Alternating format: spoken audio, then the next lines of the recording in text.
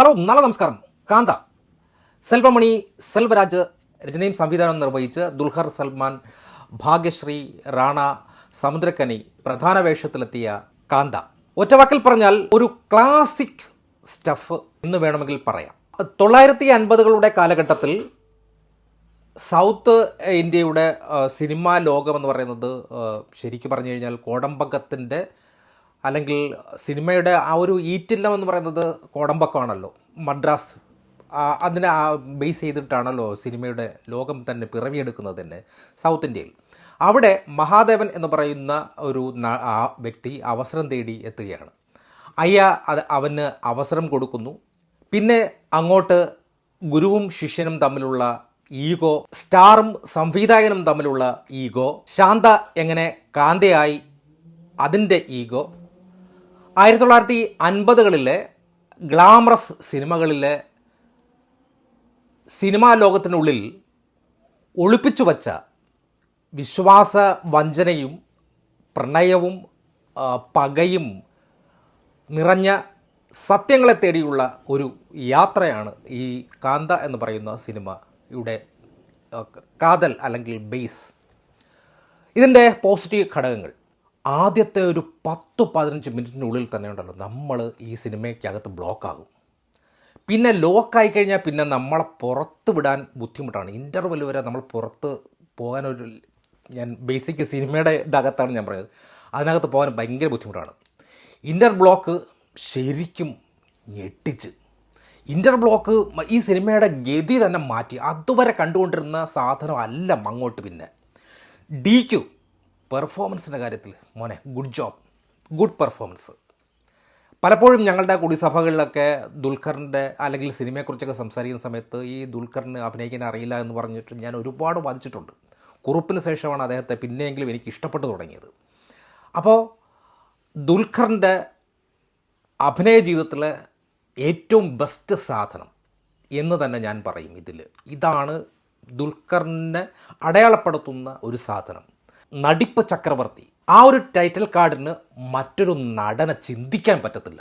അത്രയ്ക്കും കിടിലം. TK മഹാദേവൻ എന്ന ഒരു സൂപ്പർ താരത്തിൻ്റെ അഹങ്കാരം, താരപരിവേഷം, അസൂയ എന്നിവയെ വളരെ നന്നായിട്ട് തന്നെ സൂക്ഷ്മമായിട്ട് അദ്ദേഹം അവതരിപ്പിച്ചു എന്നത് തന്നെയാണ് ഇതിൻ്റെ ഏറ്റവും വലിയ പോസിറ്റീവ്. ആദ്യ പകുതി വരെയും പ്രണയവും ഈഗോയും കാണിക്കുന്നുണ്ട്.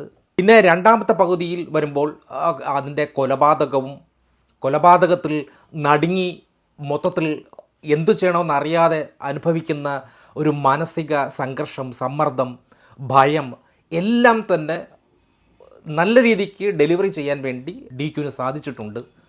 ഒരു സംസ്ഥാന അവാർഡെങ്കിലും കുറഞ്ഞത് കിട്ടും. ദേശീയ അവാർഡാണ് ഞാൻ ഇതിൽ നിന്നും ഈ പെർഫോമൻസിലൂടെ ഞാൻ പ്രതീക്ഷിക്കുന്നത്.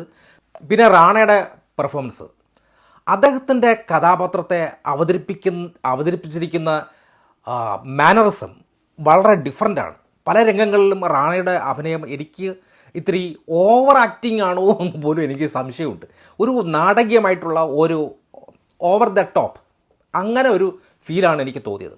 എങ്കിലും ഒരു ത്രില്ലർ, ഒരു ഇൻവെസ്റ്റിഗേഷൻ ഓഫീസറായിട്ട് ഒരു ത്രില്ലർ സിനിമയുടെ അന്തരീക്ഷത്തെ നിലനിർത്താൻ വേണ്ടി അദ്ദേഹത്തിൻ്റെ സാന്നിധ്യം ഒരുപാട് സഹായിച്ചിട്ടുണ്ട്. ഇൻസ്പെക്ടർ ഫീനിക്സ് എന്ന കഥാപാത്രത്തിന് ഒരു പ്രത്യേക ശൈലിയും ശരീരഭാഷയും അതോടൊപ്പം തന്നെ കോമഡിയും റാണ കൈകാര്യം ചെയ്തിട്ടുണ്ട് എന്നതാണ് ഇതിൻ്റെ ഒരു വലിയൊരു സാധനം. ഒരു ഹൈപ്പർ, ഒരു ഇറിറ്റേറ്റിംഗ് ഒരു ക്യാരക്ടർ അല്ലെങ്കിൽ ഒരു പിന്നെ ഡിസ്റ്റർബിങ് ക്യാരക്ടർ, ചില ഡയലോഗുകൾ അദ്ദേഹം നോട്ടീസ് ചെയ്യുകയും അതോടൊപ്പം തന്നെ നമുക്ക് ക്ലാപ്പ് ചെയ്യാൻ പറ്റുന്ന രീതിയിൽ അദ്ദേഹം നന്നായിട്ട് തന്നെ പ്രസൻറ്റ് ചെയ്തു. സ്പെഷ്യലി എനിക്ക് തോന്നുന്നത് ഈ ചൈനയുടെ പന്നിയുടെ സംഭവങ്ങളൊക്കെ നല്ല സ്റ്റൈലായിട്ടാണ് അദ്ദേഹം ഡയലോഗ് ഡെലിവറി ചെയ്തിരിക്കുന്നത്. സ്റ്റൈലായിട്ട്, ഒത്തിരി ഓവർ ആക്ടിങ് ഉള്ളൂ. പിന്നെ അദ്ദേഹത്തിൻ്റെ കുറേ ഡയലോഗുകൾ ഒരുപാട് നമ്മൾ ചിന്തിപ്പിക്കുകയും ചെയ്യുന്നുണ്ട്. പിന്നെ സമുദ്രക്കനിയുടെ, തമിഴിലെ തിലകനാണ് സമുദ്രക്കനി.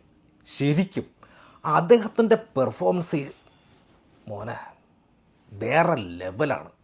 സ്വാഭാവികമായിട്ടുള്ള ഒരു അഭിനയത്തിലൂടെ അദ്ദേഹം ഒരു പഴയ ഒരു ആക്ടർ എന്നുള്ള നിലയ്ക്ക് അല്ലെങ്കിൽ സീനിയറായിട്ടുള്ള ഒരു പക്വതയുള്ള ഒരു ഡയറക്ടർ എന്നുള്ള നിലയ്ക്ക്, അല്ലെങ്കിൽ ശിഷ്യനോടുള്ള വാത്സല്യം, പിന്നീട് ഈഗോയുടെ പേരിൽ അദ്ദേഹം ഒറ്റപ്പെടുകയും ആ ഒരു മാനസിക സംഘർഷത്തെ വളരെയധികം മനോഹരമായിട്ട് ക്ലൈമാക്സിലൊക്കെ ശരിക്കും പറഞ്ഞു കഴിഞ്ഞാൽ നല്ല ഒരു ഡ്രാമാറ്റിക് മൂഡ് ആ കഥാപാത്രത്തിനുണ്ടായിരുന്നു.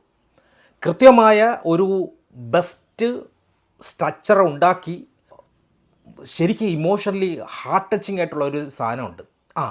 ഇടേ കട്ട് സ്വന്ന പിന്നെ നടിക്കാതെടാ, അങ്ങനെ ഒരു സാധനം, ഹാർട്ട് ടച്ചിങ് ആയിട്ടുള്ളൊരു സാധനം. അതോടൊപ്പം തന്നെ മിറർ ഷോട്ടിൻ്റെ കുറേ സാധനങ്ങൾ. പിന്നെ അടുത്തത് ഇതിൻ്റെ സെക്കൻഡ് പെർഫോമർ ഭാഗ്യലക്ഷ്മി. ഇന്ത്യൻ സിനിമയുടെ ഒരു ശാപം എന്ന് പറഞ്ഞാൽ 10 പെണ്ണുങ്ങളെ എടുത്തു കഴിഞ്ഞാൽ 7 വേസ്റ്റും 3 മാത്രമാണ് അഭിനയിക്കാൻ അറിയുന്ന ആൾക്കാർ. പക്ഷേ ഭാഗ്യലക്ഷ്മി ഇതിനു മുമ്പ് അഭിനയിച്ചിട്ടുള്ളതെല്ലാം ഇതേപോലുള്ള ഗ്ലാമറും അതോടൊപ്പം തന്നെ ബോഡി ഷോയും നടത്തിയിട്ടുള്ള അഭിനയങ്ങളായിരുന്നു. പക്ഷേ ഇതിൽ കുമാരിയായിട്ട് കീട്ടിലോ എന്ന് വെച്ചാൽ കീട്ടിലും, എന്ത് ഗ്രേസാണ്. ഒരു ഡ്രീം നായികയായിട്ട് ഈ ഒരു നായിക ഉയർന്നിട്ടുണ്ട്. ഒന്നും പറഞ്ഞുകൂടാത്ത ഒരു ഷൂട്ടിംഗ് സെറ്റിൽ വളരെ ഇന്നസെൻ്റായിട്ട് വരുന്ന ഒരു പെണ്ണ്. ആ കുട്ടിയുടെ ലവ് പോഷൻ, അവരുടെ കാതലിലൂടെ മറ്റുള്ളവർക്കുണ്ടാകുന്ന പ്രയാസങ്ങൾ, അവരെ എങ്ങനെ ബാധിക്കുന്നു അവരുടെ കാതൽ, അതിൻ്റെ ഒക്കെ എല്ലാ ഇമോഷൻസും നന്നായിട്ട് തന്നെ ഡെലിവറി ചെയ്യാൻ വേണ്ടി സാധിച്ചിട്ടുണ്ട്. കൂടുതൽ സിനിമകളൊന്നും ചെയ്ത് പരിചയമില്ല, പക്ഷേ ഈ സിനിമയുടെ പെർഫോമൻസോടുകൂടി ഇന്ത്യയിൽ 5 നടിമാരിൽ എടുത്തു കഴിഞ്ഞാൽ അറിയപ്പെടുന്ന ഒരു നടിയായിട്ട് ഈ നടി മാറുമെന്നതിൽ യാതൊരു സംശയമില്ല. അത്രയ്ക്കും നന്നായിട്ടാണ് ഭാഗ്യലക്ഷ്മി പെർഫോം ചെയ്തിരിക്കുന്നത്. ആക്ടിങ് നല്ല രീതിക്ക് ആക്ടിങ് സ്റ്റഫുള്ളൊരു നായികയായിട്ട് എനിക്ക് തോന്നി. പിന്നെ ബാക്കി ഒരുപാട് ക്യാരക്ടേഴ്സ് വന്നു പോകുന്നുണ്ട്. പോലീസ് ഉദ്യോഗസ്ഥൻ, അതോടൊപ്പം തന്നെ റാണിയായിട്ട് ചെയ്തിട്ടുള്ളത്, പിന്നെ നമ്മുടെ റാണയുടെ കൂടെ വന്നിട്ടുള്ള ഒരു ക്യാരക്ടർ, ക്യാമറമാൻ, അങ്ങനെ ഒരുപാട് ആൾക്കാർ വന്നു പോകുന്നുണ്ട്. പിന്നെ ദുൽഖറിൻ്റെ അമ്മായി അച്ഛൻ, ഭാര്യ, അങ്ങനെ ഒരുപാട് കഥാപാത്രങ്ങൾ. പീരിയോഡിക് മൂവി ആയതുകൊണ്ട് തന്നെ ഡാനി സഞ്ജയ് ലോപ്പസ്, അദ്ദേഹത്തിൻ്റെ സിനിമോഗ്രാഫിക് കിടിലൻ സാധനം. ഈ 1950കളിലെ മദ്രാസ് സിനിമ ലോകത്തിൻ്റെ ഒരു പശ്ചാത്തലത്തെ നന്നായിട്ട് തന്നെ ബിൽഡ് ചെയ്ത് എടുക്കുവാൻ വേണ്ടി പിന്നെ കുറേ മിറർ ഷോട്ടുകളൊക്കെ വെച്ചുകൊണ്ട് ഒരു ലൈറ്റിങ്ങും അതോടൊപ്പം തന്നെ ഇതിൻ്റെ കളർ ടോണും നല്ല സ്റ്റൈൽ, ഒരു ഗ്രേ ഷെയ്ഡ് കൊണ്ടുവന്നിട്ട് ആണ് ഇതിൻ്റെ കളർ ടോൺ പിടിച്ചു വച്ചിരിക്കുന്നത്. അത് നല്ല രസമായിട്ട് എനിക്ക് തോന്നി. അതോടൊപ്പം തന്നെ ബ്ലാക്ക് ആൻഡ് വൈറ്റ്, സിനിമയ്ക്കകത്ത് സിനിമ കാണിക്കുമ്പോൾ ഉണ്ടാകുന്ന ബ്ലാക്ക് ആൻഡ് വൈറ്റ് ഉള്ള ഒരു സാധനങ്ങളും നല്ല ഗംഭീരമായിട്ടുണ്ട്. പിന്നെ അടുത്തത് ജേക്ക് ബിജുയുടെ സംഗീതം, ബീജിയം, പാട്ടൊക്കെ അതിലൊരു ഫീലുള്ളൊരു കിടലൊരു പാട്ടുണ്ട്. പിന്നെ മോനെ പശ്ചാത്തല സംഗീതം ക്ലൈമാക്സിൽ വരുമ്പോൾ കാണിക്കുന്ന സാധനം, എൻ്റെ മോനെ, അതിനിടയിൽ പെർഫോമൻസും ഈ ഹൈ ബിറ്റും ഒക്കെ കേട്ടപ്പോൾ ഉണ്ടല്ലോ ശരിക്കും ഞെട്ടിപ്പോയി ഞാൻ. എനിക്ക് ആ ഒരു ത്രില്ലർ സാധനം വരുമ്പോൾ തുടക്കത്തിലൊക്കെ കാണിക്കുന്ന ആ ഒരു രീതിയല്ല, സെക്കൻഡ് ഇതിൽ വരുമ്പോൾ കാണിക്കുന്ന ആ ഒരു ഫീല്, ബീജിയം മോനെ. അതോടൊപ്പം തന്നെ ആകാംക്ഷയുടെ ഒരു മുൻമുനയിൽ നിർത്താൻ വേണ്ടിയുള്ള കുറേ സാധനങ്ങൾ. ഒരു 4 പാട്ടുകളുണ്ട്. പാട്ടുകളെല്ലാം കുറച്ചേ ഉള്ളൂ, പക്ഷേ ഒരു ഫീലുള്ള ഒരു കിടിലൻ പാട്ടുമുണ്ട്. മ്യൂസിക്കിനോടൊപ്പം തന്നെ പറയേണ്ടത് ഇതിൻ്റെ വസ്ത്രധാരണം, ആർട്ടെന്ന് പറയുമ്പോൾ ആകപ്പാടെ 3 ലൊക്കേഷനേ ഉള്ളൂ. 3 സ്ക്രീൻ, വലിയൊരു കൊട്ടാരം, പിന്നെ മദ്രാസ് സെൻട്രൽ സ്റ്റേഷനൊക്കെ കാണിക്കുന്നുണ്ട് പണ്ടത്തെ. അതോടൊപ്പം തന്നെ LIC ബിൽഡിങ്ങൊക്കെ കാണിക്കുന്നുണ്ട്. വലിയ ഹൈറ്റ് ഇല്ലെങ്കിൽ പോലും ചെറുതായിട്ട് കാണിച്ചു പോകുന്നുണ്ട്. അതൊക്കെ കുറേ സാധനങ്ങൾ കാണിച്ചു പോകുന്നുണ്ട്. അതൊക്കെ ആർട്ട് വർക്ക് നല്ല രീതിക്ക് തന്നെ മൊത്തത്തിൽ. പിന്നെ ഒരു സ്റ്റുഡിയോ സെറ്റപ്പ് അതെല്ലാം തന്നെ കാണിക്കുന്നുണ്ട്. ഇതിൻ്റെ കോസ്റ്റ്യൂമും അതോടൊപ്പം ഇതിൻ്റെ മേക്കപ്പും അതും എടുത്തു പറയേണ്ട സാധനമാണ്. ഫസ്റ്റ് ഹാഫിലും കുറേ കട്ട് ചെയ്ത് കളയുമായിരുന്നു, സെക്കൻഡ് ഹാഫിലും കുറേ സാധനങ്ങൾ കട്ട് ചെയ്ത് ഈ സിനിമ ഒരു 2.5 മണിക്കൂറിന് താഴെ കൊണ്ട് നിർത്താൻ പറ്റുന്ന ഒരു രീതിയിൽ എഡിറ്റ് ചെയ്യണമായിരുന്നു എന്നുള്ളതാണ് ഈ സിനിമയുടെ നെഗറ്റീവായിട്ട് എനിക്ക് ഫസ്റ്റ് പറയാനുള്ളത്. സെക്കൻഡ് നെഗറ്റീവായിട്ട് എനിക്ക് തോന്നിയത് ബ്ലാക്ക് ആൻഡ് വൈറ്റ് പോർഷനിലേക്ക് വരുന്ന സമയത്ത് ഇതിൻ്റെ റേഷ്യോ കുറയ്ക്കുന്ന ആ ഒരു സാധനം, ഗിൽട്ടി ഫേസ് നൽകുന്ന ക്ലൈമാക്സ് സീന്, ചില സീനുകളുടെ ഫുൾഫിൽ കിട്ടാത്ത ഒരു സാധനമായിട്ട് എനിക്ക് തോന്നി. ലാസ്റ്റിൽ വരുന്ന എക്സ്റ്റൻഷൻ ആ ഒരു സാധനവും അധികപ്പറ്റായിട്ടാണ് എനിക്ക് തോന്നിയത്. ആ ഡയറക്ടറിൻ്റെ പേരെഴുതി കാണിച്ച് നിർത്തിയാൽ മതി. ഒരു ക്ലാസിക് സിനിമയാണ്, ക്ഷമയോടെ ഇരുന്ന് കണ്ടു കഴിഞ്ഞാൽ നല്ല സിനിമയാണ്. എനിക്ക് നന്നായിട്ട് അങ്ങനെ തന്നെയാണ് ഇഷ്ടപ്പെട്ടത്.